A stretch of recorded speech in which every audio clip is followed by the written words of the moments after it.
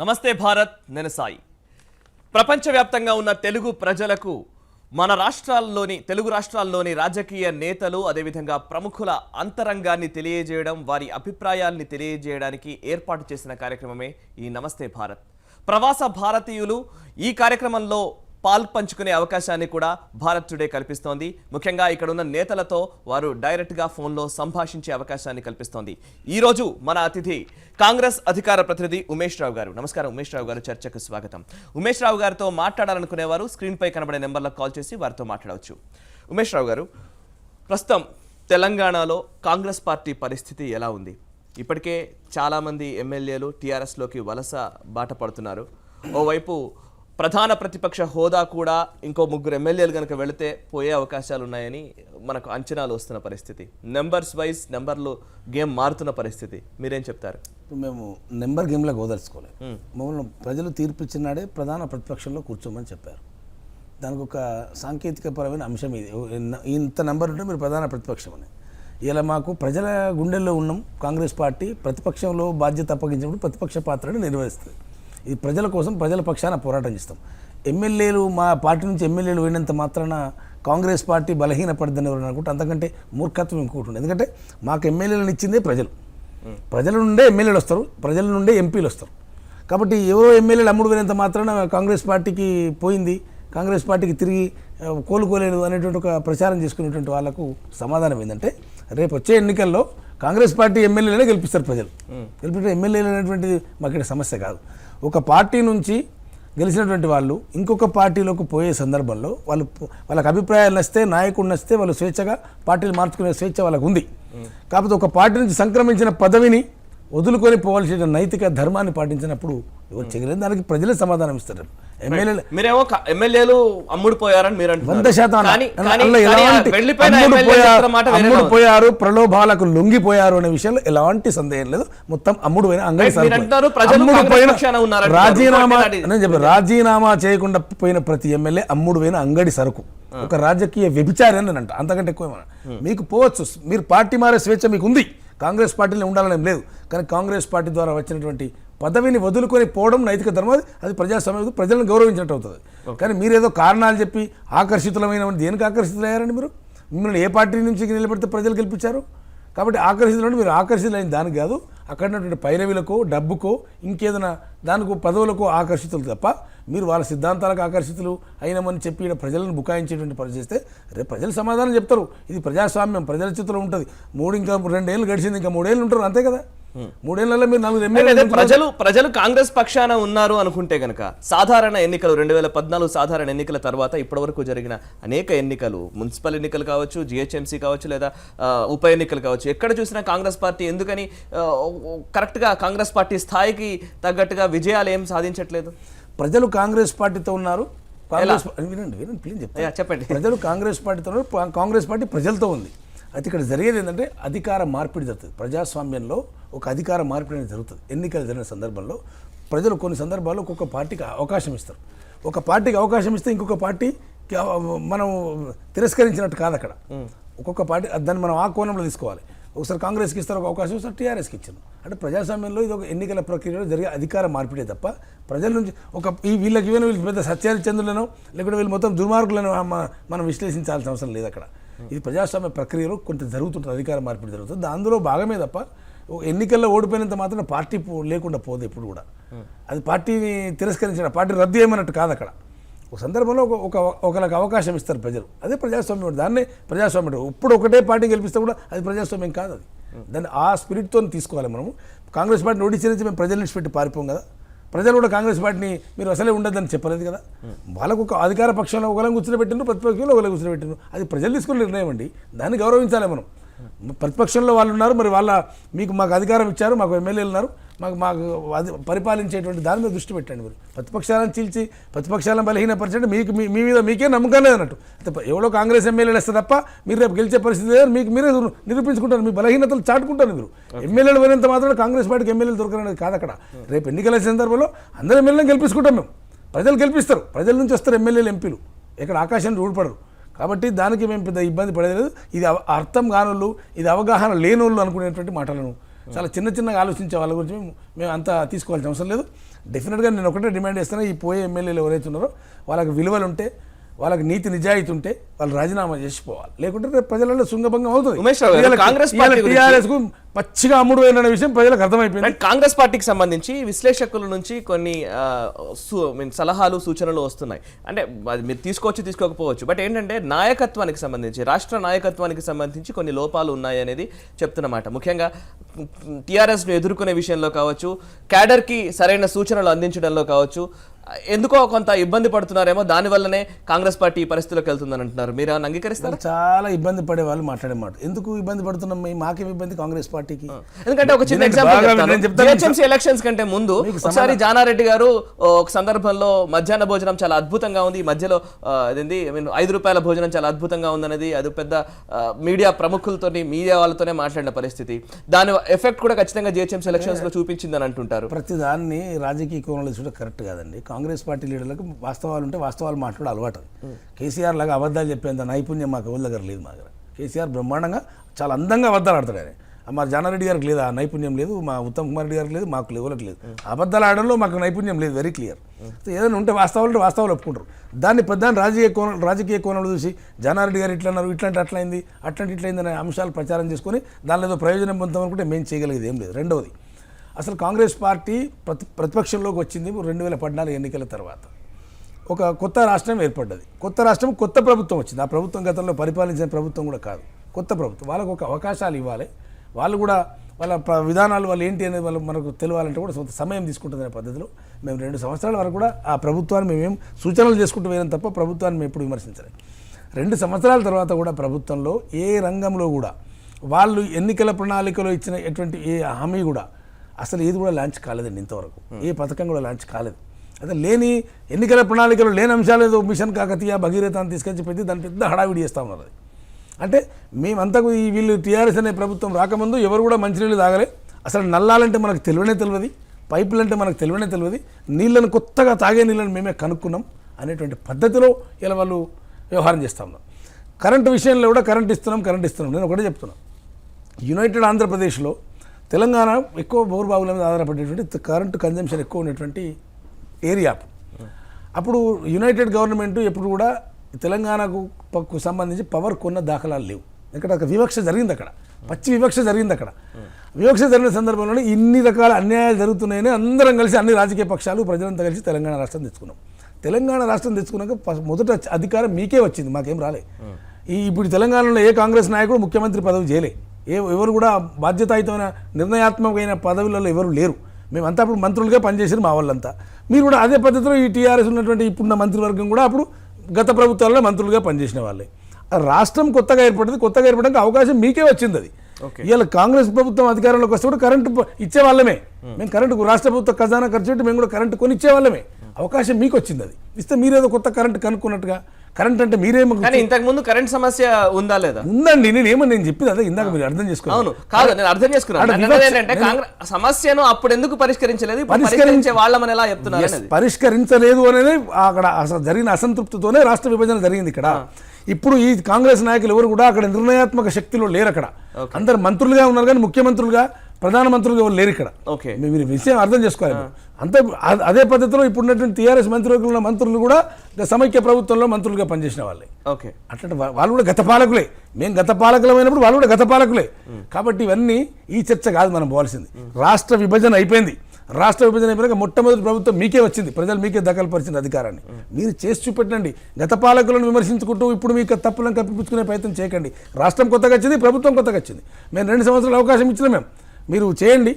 ఇలా వాళ్ళు చెప్పినటువంటి డబుల్ బెడ్రూమ్ ఇళ్ళ పథకం అన్నారు. వీళ్ళకి వచ్చింది బార్డర్ మీద గవర్నమెంట్ అండి. వీళ్ళ గవర్నమెంట్ బార్డర్ మీద వచ్చింది. ఆ గవర్నమెంట్ బార్డర్ మీద రావడానికి ప్రధానమైనటువంటి కారణం డబుల్ బెడ్రూమ్ల ఇల్లు. ఆయన ఏ విధంగా 100 సభల్లో వర్ణించుకుంటూ చెప్పారు డబుల్ బెడ్రూమ్ల కోసం అంటే చాలామంది దానికి ఆకర్షితులయ్యారు. బడు బలైన వర్గాలు ఇండి లేనటువంటి ఆకర్షితులే. మీకు ఓటేస్తే మీ గవర్నమెంట్ కూడా బార్డర్ మీద వచ్చింది. మీరే 100 సీట్లతో గెలిచిన గవర్నమెంట్ కూడా కాదు మీది. కాబట్టి మీరు ఏది KG to PG అని చెప్పారు. అదొక పెద్ద పథకంగా తీసుకొచ్చి చాలా బ్రహ్మాండంగా దానికి రంగుల కళలు చూపెట్టింది. దాన్ని అది అయిందా? దాని జరిగిందా? ఒకటి నేను చెప్పిన డబుల్ బెడ్రూమ్ ఇల్లు జరిగిందా? మీరు అలా ఇండ్లు ఏది ల్యాండ్స్ ఇస్తామన్నారు. ఓకే, అసెంబ్లీలో ఇప్పుడు సాగునీటి ప్రాజెక్టులకు సంబంధించి సీఎం పవర్ పాయింట్ ప్రెజెంటేషన్ని కాంగ్రెస్ నేతలు ఇది ఒక బాహుబలి సినిమాలాగా గ్రాఫిక్స్ చేసి చూపించారనేది ముఖ్యమైన విమర్శ. కానీ అక్కడ ఆయన చెప్పిన ప్రజెంటేషన్లో లోపాలు ఉంటే కనుక అదే అసెంబ్లీలో కూర్చొని ఆయనకు సంబంధించి దాంట్లో ఉన్న విమర్శనాత్మకమైన వ్యాఖ్యలు ఏమైనా చేసి ఉన్నా దాంట్లో తప్పుల్ని ఎంచి చూపితే బాగుండేదేమో అనేది కొంతమంది నుంచి వస్తున్న వాదన. ఎందుకని బయటకు మీరు ఒకటి వినండి సార్, అసెంబ్లీలో అవి ఏది స్క్రీన్స్ పెట్టి ఎవరైతే చూపెట్టినరో ముఖ్యమంత్రి, ఆయన ఏం టెక్నీషియన్ కాదు, ఆయన ఇంజనీర్ కాదు, ఆయన రాజకీయవేత్తనే. కాకపోతే ఆయన గవర్నమెంట్ ఉండొచ్చు, ఆయన మేము అంత గతంలో ఆయన చూపెట్టినటువంటి వాళ్ళకు వ్యాప్కోన్ సంస్థ అప్పుడు కూడా మాకు కూడా డిజైన్ చేసి ఇచ్చినటువంటిది, దాన్ని మేము ఇంప్లిమెంటేషన్ చేసి చాలా ముందుకు తీసుకుపోయాం. అయితే ఇలా మీకు ఒకటేనండి, నువ్వు ఇలా అబద్ధాలన్నీ ఏదైతే చూపెడుతున్నావు, గ్రాఫిక్స్లో అబద్ధాలు చూపెడుతున్నావో అవన్నీ ఇలా కాంగ్రెస్ పార్టీ ముద్ర ఉండొద్దనే నీ అభిప్రాయం. ప్రాణహిత చేవలనే ప్రాజెక్టు భారీ బృహత్తరమైన ప్రాజెక్టు మేము చేపడితే దాన్ని ఇలా మొత్తం ఎక్కడ కూడా దాన్ని ముక్కలు చేసి పడేసినాం. అయితే ఏంటంటే అది చాలా దూరం మేము తీసుకొచ్చాం. ఈ యొక్క పేరు కాంగ్రెస్ పార్టీకి రావద్దని చెప్పి దాని పేరు లేకుండా చేసి పడేసాం. బిఆర్ అంబేద్కర్ గారి పేరు పెట్టి మేము ప్రాణహిత చేవలు తీసుకొచ్చినాం. దాన్ని మొత్తం రంగారెడ్డి జిల్లాను ఆయకట్టంతా పాలమూరు రంగారెడ్డి జిల్లా కలిపాడు. ఆ రంగారెడ్డి జిల్లాలో ఇంతవరకు వాళ్ళు సర్వే చేయలేదు, కనీసం టెండర్లు కూడా వెళ్ళలేదు. పాలమూరు వరకే పిలిచారు, అది కూడా మేము ప్రాణహితలో మేము పెట్టినాం దాన్ని. అయితే అది లేకుండా అక్కడ ఆదిలాబాద్ జిల్లాకే దాన్ని పరిమితం చేసిండు ఆ ప్రాణహిత తుమ్మిడిహెట్టి దాన్ని. కాబట్టి మీరు కేవలం ఇక్కడ ఏం లేదండి, ఈ మొత్తం పథకం కంప్లీట్ చేస్తే కాంగ్రెస్ పార్టీకి పేరు వస్తుంది. కాబట్టి కొత్త అబద్ధాలు ఆడి కొత్త కథలల్లి ఇలా మీరు మీ ముద్ర ఉండడం కోసం చేస్తున్నటువంటి ఎందుకు మేము అసెంబ్లీ వందల వేల సార్లు చెప్పామండి. అసెంబ్లీలో చెప్పడం కాదు, కాంగ్రెస్ సందర్భంగా జరిగిన చర్చ అది కాదండి. అది అబద్ధాలు స్క్రీన్ మీద మాకు చూడవలసిన అవసరం లేదు. అసెంబ్లీలో అబద్ధాలు చూడవలసిన అవసరం కాంగ్రెస్ పార్టీకి లేదు. ఇదే మేము చెప్పిన విషయాన్ని కాంగ్రెస్ పార్టీ వందల సభల్లో చెప్పింది, వందల సార్లు చెప్పిన, ఒక్కసారి కాదు వందల సార్లు చెప్పిన. రీడిజైనింగ్ చేయకండి, ఇది మొత్తం స్వార్థం ఉంది, కుట్ర ఉందని కాంగ్రెస్ పార్టీ నొక్కి చెప్పింది. కాంగ్రెస్ పార్టీ ఎందుకంటే ప్రాజెక్టులు కట్టినటువంటి పార్టీ అండి. కాంగ్రెస్ పార్టీ ప్రాజెక్టులు కట్టినటువంటి కాంగ్రెస్ పార్టీకి అనుభవం ఉంది. కాంగ్రెస్ పార్టీకి సంబంధించే ఇప్పుడు ఆంధ్రప్రదేశ్ సంబంధించిన నేతలు ఒక కొత్త వాదనను తెరపైకి తీసుకొచ్చారు. ఉద్యమ దిశగా నడుస్తామంటున్నారు. ఈ సాగునీటి ప్రాజెక్టులను అడ్డుకుంటామని చెప్తున్నారు. వాట్ ఎవర్ అది ఏమైనా సరే తెలంగాణ ప్రయోజనాల కోసం కాంగ్రెస్ పార్టీ, కాంగ్రెస్ పోరాడుతుందని ప్రతిసారి చెప్తూ ఉంటారు. నీళ్ళేమో వస్తాయని చెప్పి టీఆర్ఎస్ ప్రభుత్వం చెప్తోంది.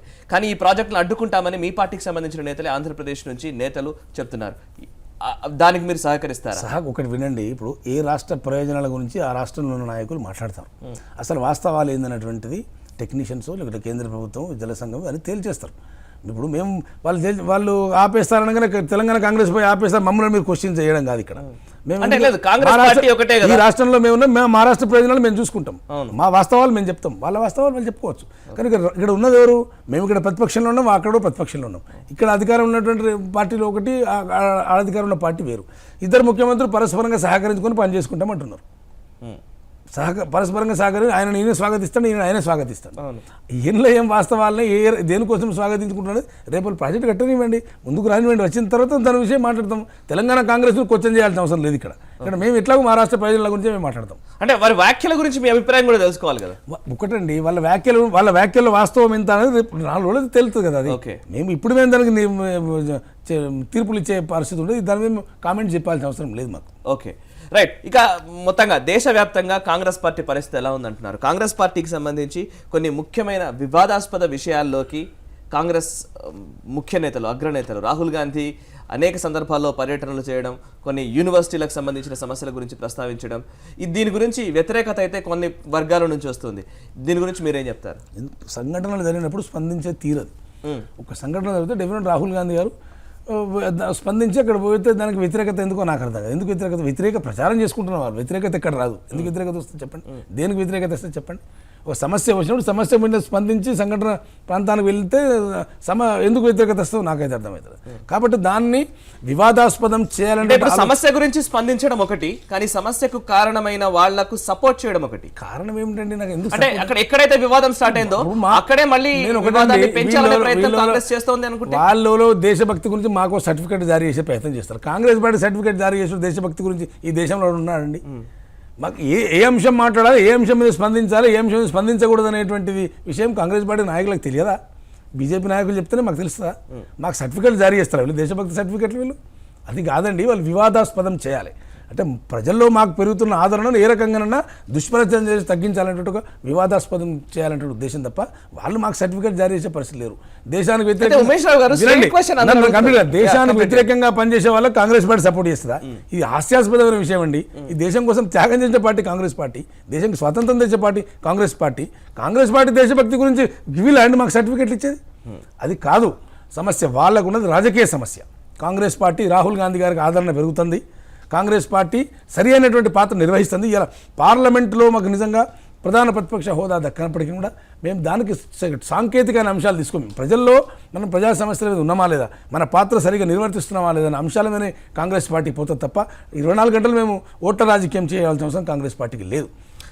ఇప్పుడు చెప్పిన మాటనే వారు రివర్స్ లో అధికార పార్టీ మీ మీదనే విమర్శ చేస్తోంది. ముఖ్యంగా ఇదే రాహుల్ గాంధీ హైదరాబాద్ కి 2 సార్లు హెచ్సియుకి వచ్చిన రాహుల్ గాంధీ ఇంతకు ముందు ఉస్మానియా యూనివర్సిటీలో అంతమంది తెలంగాణ ఉద్యమం కోసం పోరాడుతున్నప్పుడు సూసైడ్ నోట్స్ లో డైరెక్ట్ గా సోనియా గాంధీ పేరు రాసినప్పుడు, రాహుల్ గాంధీ పేరు రాసి సోనియా గాంధీ వల్లనే నేను చనిపోతున్నాను సూసైడ్ నోట్ లో రాసినప్పుడు కూడా ఎందుకు స్పందించలేదు? ఇది ఒక ప్రశ్న అండి, ఇది ఒక ప్రశ్న. ఎలా కాదా?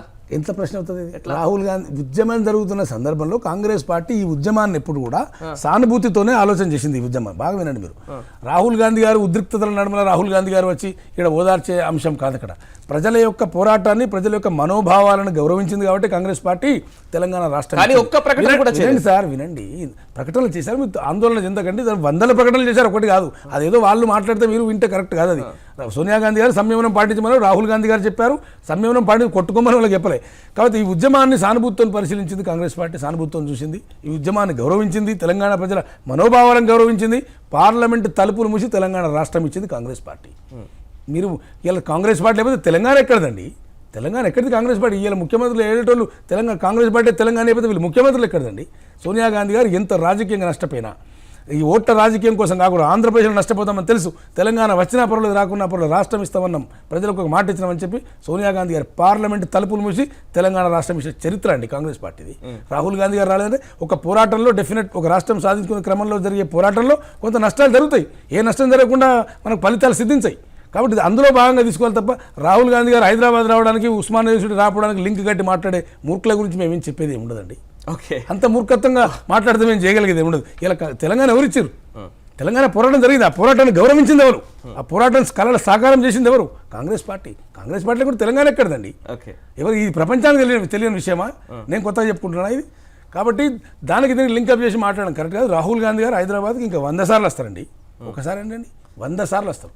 రాహుల్ గాంధీ గారు సెంట్రల్ యూనివర్సిటీకి వస్తే దాన్ని వివాదాస్పదం చేసేటువంటి రాజకీయం చేసేటోళ్ళు వాళ్ళతో రాజకీయవేత్తరా? అది దాన్ని పట్టించుకోవాల్సిన అవసరం లేదు. మనం ఏం చేస్తున్నాం అనేది, మన చిత్తశుద్ధి ఏందనేది ప్రజలు గమనిస్తారు. మనం ప్రజల కోసం పనిచేస్తున్నాం, మేము బీజేపీ కోసం పనిచేస్తలేము, ప్రజల కోసం పనిచేస్తాం కాంగ్రెస్ పార్టీ. బీజేపీ విమర్శలకు జడబదు కాంగ్రెస్ పార్టీ. ఏం చేయాలో మాకు తెలుసు, కాంగ్రెస్ పార్టీకి తెలుసు. కాంగ్రెస్ పార్టీ సుదీర్ఘమైన అనుభవం ఉన్నటువంటి పార్టీ. ఏ నాయకుడు ఏం మాట్లాడాలో, ఎక్కడ ఏం చేయాలో కాంగ్రెస్ పార్టీ తెలుసు. కాంగ్రెస్ పార్టీకి పాఠాలు చెప్పే పరిస్థితిలో ఈ దేశంలో ఎవడూ లేడు. ఓకే, రాష్ట్రంలో కాంగ్రెస్ పార్టీ బలోపేతమయ్యే అవకాశాలు కనబడుతున్నాయా?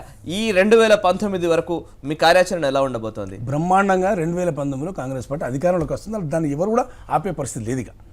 ఎందుకంటే కాంగ్రెస్ పార్టీ తెలంగాణ రాష్ట్రం ఇచ్చింది. గత 10 సంవత్సరాలకి పరిపాలన కూడా చేసినాం. రాష్ట్రం వచ్చిన సందర్భంలో అక్కడ రాష్ట్రం కోసం పోరాటం చేసినటువంటి వాళ్ళకు ఒకసారి అవకాశం ఇవ్వాలని వాళ్ళకి అవకాశం ఇచ్చారు. ప్రజాస్వామ్యంలో ఇది ఒక ప్రక్రియ, ఇది ఒక భాగం.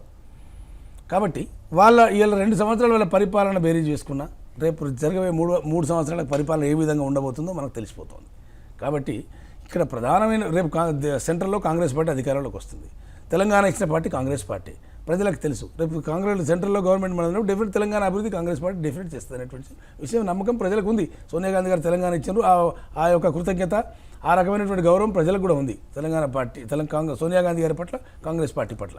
కాబట్టి రేపు అన్ని విధాల మా పార్టీ పటిష్టంగా ఉంది. తెలంగాణలో మేము బ్రహ్మాండమైన కార్యాచరణ ఉంది. ఈ ప్రభుత్వాన్ని నిలదీసేటువంటి దమ్ము ఉంది మాకు.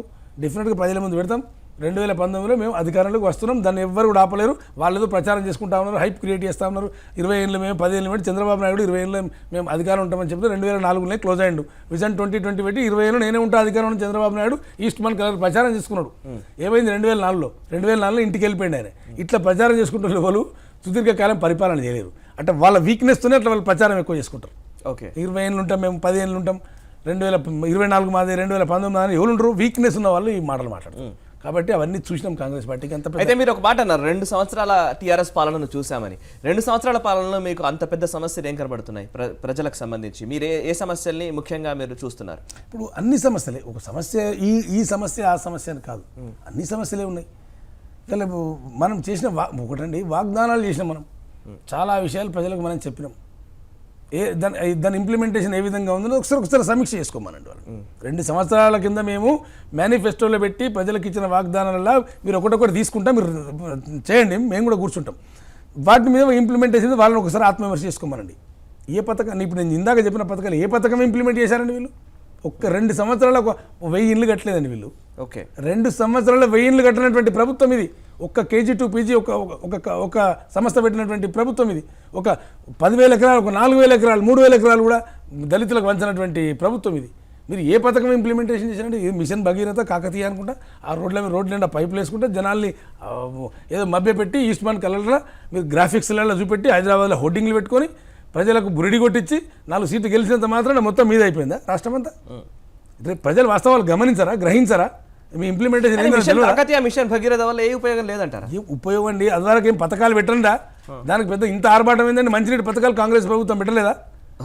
ఎక్కడ మంచినీళ్ళే పోయలేదా? ప్రజలకు నల్లాలు పెట్టలేదా కాంగ్రెస్ పార్టీ? రోడ్లు ఎక్కడ వేయలేదా కాంగ్రెస్ పార్టీ? కొత్తగా వీళ్ళకి అనుకున్నారా రోడ్లన్నీ, నల్లాలు మంచినీళ్ళు అన్నీ వీళ్ళకి అనుకున్నారా? ఏమిటంటే ఆ రకమైన ప్రచారం చేసుకుంటున్నారు. అవసరాలు పెరుగుతూ ఉంటాయి, ప్రజల అవసరాలు పెరుగుతూ ఉంటాయి. దాన్ని ప్రభుత్వాలు వచ్చిన ప్రభుత్వాలు అటు ముందుకు తీసుకుపోతూనే ఉంటారు. అంత మాత్రాన మీరు మొత్తం మేమే కనుక్కున్నామనే పద్ధతి మాట్లాడితే కరెక్ట్ అయ్యి అది ఎప్పుడు చేసుకుంటారు ప్రచారం? బలహీనంగా ఉన్నటువంటి వాళ్ళే చేసుకుంటారు. బలహీనంగా ఉన్న వాళ్ళే ఎదుటి పార్టీలను నిర్వీర్యం చేయాలనుకుంటారు, ఎదుటి పార్టీ ఎమ్మెల్యేలను కొనుక్కోవాలనుకుంటారు. బలహీనంగా ఉన్న వాళ్ళకు వచ్చే ఆలోచనలు ఇవన్నీ. అంత మాత్రాన కాంగ్రెస్ పార్టీ ఎమ్మెల్యేలు పోతే కాంగ్రెస్ పార్టీ పోతే అనుకుంటే అంతకంటే మూర్ఖత్వం ఇంకొకటి ఉండదు. Okay, right. అయితే ఇప్పుడు కేసీఆర్ గురించి ముఖ్యంగా ప్రతిపక్ష పార్టీలు, ముఖ్యంగా కాంగ్రెస్ నుంచి చెప్పేది ఏంటంటే కుటుంబాల పాలనకే ఎక్కువ ఇంపార్టెన్స్ ఇస్తున్నారు, వాళ్ళే పంచుకునే ప్రయత్నం చేస్తున్నారని ఒక ప్రధాన విమర్శ చేస్తూ ఉంటారు. అయితే మిమ్మల్ని ఎందుకు అడుగుతున్నారంటే మీరు కేసీఆర్ కుటుంబానికి సంబంధించిన వ్యక్తే మీరు కూడా, కానీ కేసీఆర్ కుటుంబంపై కావచ్చు, కేసీఆర్ ప్రభుత్వంపై కావచ్చు విమర్శలు చేస్తూ ఉన్నారు. దీన్ని ఎలా? కుటుంబాలకు కాంగ్రెస్ పార్టీ ఏదో కుటుంబ రాజకీయాలకు వ్యతిరేకము అనుకూలం అనే అంశం కాదు ఇక్కడ. కాంగ్రెస్ పార్టీ చెప్పేది ఏంటంటే, సరే ఇప్పుడు ప్రాంతీయ పార్టీ జనాలు కుటుంబాలే ప్రాముఖ్యత వహిస్తాయి, అది కాంగ్రెస్ పార్టీకి తెలుసు, ఆ విషయం తెలియకేం కాదు.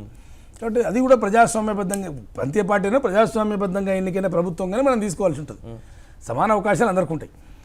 ఇవాళ క్యాబినెట్లో తీసుకుంటే కాంగ్రెస్ పార్టీ చెప్పేది ఏంటంటే, ఒక 2-3 మాత్రమే ముందరికి వచ్చి అన్నిటికీ వస్తున్నారు, మరి మిగతా వాళ్ళు కూడా క్యాబినెట్ మినిస్టర్లే కదా, వాళ్ళందరినీ డమ్మీలను చేసి మొత్తం మీరే బాధ్యతలు తీసుకున్నప్పుడు అన్ని మిమ్మల్ని అడుగుతాం ప్రశ్నలు అనే పద్ధతిలో కాంగ్రెస్ పార్టీ మాట్లాడుతుంది. మీ కుటుంబం ఉండండి, ఎవరు కానీ మీరు కూడా ప్రజాస్వామ్యబద్ధంగా ఎన్నికైన వాళ్ళే. కుటుంబం అంత మాత్రాన మేము ఆ రకంగా కాంగ్రెస్ పార్టీ అంత మాట్లాడడం కాదు అక్కడ. దాన్ని అర్థం చేసుకోవాలి మనం. పవర్ని మీరు సెంట్రలైజ్ చేసుకొని మిగతా వాళ్ళందరినీ డమ్మీలను చేసి ఇట్లా వ్యవహారం చేసే సందర్భంలోనే కాంగ్రెస్ పార్టీ మాట్లాడింది తప్ప, కుటుంబాలలో ఉన్నటువంటి వాళ్ళు రాజకీయాల్లోకి వస్తే కాంగ్రెస్ పార్టీ వ్యతిరేకించే పార్టీ కాదు. అది ప్రజాస్వామ్యబద్ధంగా ప్రజలు ఎన్నుకుంటే చట్టసభలోకి ప్రవేశిస్తారు, ఏదో నామినేటెడ్గా వచ్చేది కాదు కదా. మేము కుటుంబ వ్యవస్థకు వ్యతిరేకం ఏం కాదు. కాబట్టి ఎవరికైనా హక్కులున్నాయి. ఒక కుటుంబ సభ్యుడైనంత మాత్రాన రాజ్యాంగ హక్కులు కోల్పోతామా?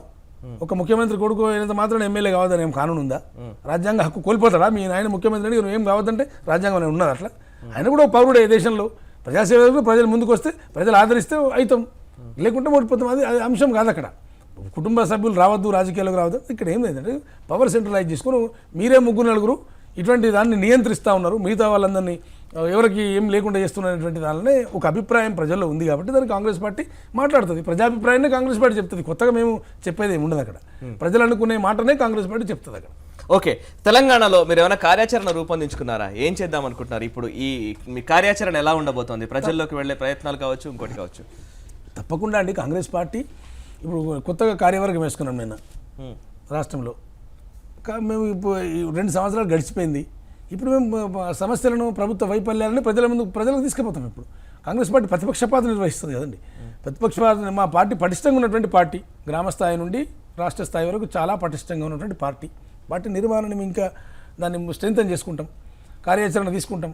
ప్రభుత్వ వ్యతిరేక వైఫల్యాలన్నింటినీ కూడా మేము ప్రజల్లోకి తీసుకుపోతాం. ఈ రకమైనటువంటి కార్యక్రమం కాంగ్రెస్ పార్టీ తీసుకుంటాం. ప్రజల సమస్యలు పరిష్కరించే విధంగా ప్రభుత్వంపై ఒత్తిడి తెస్తాం. ఇవన్నీ కాంగ్రెస్ పార్టీ యొక్క బాధ్యతలు ప్రధాన ప్రతిపక్షంగా. ఆ పని మేము చేస్తాం ఇప్పుడు. రైట్. అయితే కొంతమంది కాంగ్రెస్ నేతల నుంచే వస్తున్న మాటలు, ముఖ్యంగా పవర్ పాయింట్ ప్రెజెంటేషన్ గురించి అయితే వకలాభరణం కృష్ణమోహన్ గారు ఇదే వేదిక పైన కాంగ్రెస్ పార్టీలో కొనసాగుతూనే ఆయన మాట్లాడిన మాటలు నిజంగా అక్కడ ఉంటే బాగుండేది, లేదా కొన్ని కాంగ్రెస్ పార్టీ తీసుకుంటున్న వ్యూహాలకు సంబంధించి అధికార పార్టీని ఎదుర్కోవడంలో వ్యూహాలకు సంబంధించి కొంత విఫలమవుతున్నారనే ఒక అభిప్రాయాన్ని మీరు ఎలా చూస్తారు? వ్యక్తిగతంగా ఇప్పుడు కాంగ్రెస్ పార్టీ ప్రతినిధినండి నేను. ఇక్కడ కూర్చుని మీతో మాట్లాడుతున్నా కాంగ్రెస్ పార్టీ ప్రతినిధి నేను. కాంగ్రెస్ పార్టీ ఇచ్చిన అవకాశం నాకు. అవును. ఇప్పుడు నాకు వ్యక్తిగత అభిప్రాయాలు ఉంటాయి, కొన్ని ఉండేయని కాదు. ఇక్కడ పార్టీ ఒక నిర్ణయం తీసుకుంటుందండి. నాకంటే ఎక్కువ ఆలోచిస్తుంది పార్టీ. నా అభిప్రాయమే ప్రముఖం కాదు, నాకంటే ఎక్కువ ఆలోచిస్తారు. ఆ పార్టీ నిర్ణయాన్ని మేము సమర్థించుకుంటా ఉండాల్సిన అవసరం ఉంటుంది తప్పకుండా.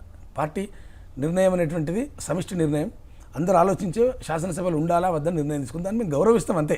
నాకు అభిప్రాయాలు 10 ఉండొచ్చు, నా అభిప్రాయాన్ని చెప్పుకోవడానికి లేదు ఇక్కడ, విన్నారా? కాకపోతే వాళ్ళ వ్యక్తిగత అభిప్రాయాలు వాళ్ళు వెల్లడి చేసేటువంటి వేదికలు ఉంటాయి, కానీ వాటి బహిరంగంగా వచ్చి మాట్లాడడంలో అర్థం లేదు. అక్కడ పార్టీ ఏ నిర్ణయం తీసుకోవాలి, పార్టీ తెలియదు, ఆలోచించే నిర్ణయం తీసుకున్నారు, దాన్ని మనం స్వాగతించాలి తప్ప మనం వ్యక్తిగత విషయాలను మనం ఎక్కడ పడితే అక్కడ మాట్లాడితే వాడు కాంగ్రెస్ నాయకులు కాదు. వాళ్ళ వీక్నెస్ వాళ్ళ వీక్నెస్ వాళ్ళు బయట పెట్టుకున్నట్టే. కాంగ్రెస్ పార్టీ నిర్ణయాన్ని మేము ఇక్కడ చెప్తాం, ఆ నిర్ణయాన్ని మేము గట్టిగా సమర్థిస్తాం. ఇలా ఏ నిర్ణయం తీసుకుంటే ఆ నిర్ణయాన్ని సమర్థించినప్పుడే కాంగ్రెస్ కార్యకర్త అవుతాడు, అప్పుడే దానికి ఒక అర్థం ఉంటుంది.